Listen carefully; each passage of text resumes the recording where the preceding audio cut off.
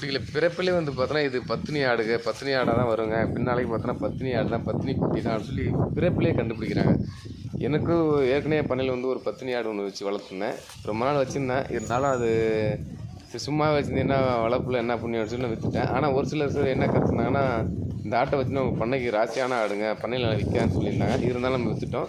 இப்போ இந்த குட்டி வந்து பார்த்து பத்தினி குட்டி தாங்க, பத்தினி குட்டி தான் சொல்லி நான் மட்டும் இல்லைங்க, இது இந்த குட்டியை வாங்க வந்தவங்களாக இருக்கட்டும், அல்லது நிறைய ஏற்கனவே உள்ள அனுபவசாலிகள்லாம் நிறைய பேர் இந்த கருத்து சொல்லிட்டாங்க. அதை எப்படி அவங்க மதிப்பிடுறாங்க, எப்படி கண்டுபிடிக்கிறாங்க அப்படின்னு பார்த்தீங்கன்னாக்கா, இந்த குட்டியோட பிறப்பு உறுப்பு பாருங்க, ஒரு மாதிரி மேலே எந்த நாப்பில் இருக்குது பாருங்கள், சரிங்களா?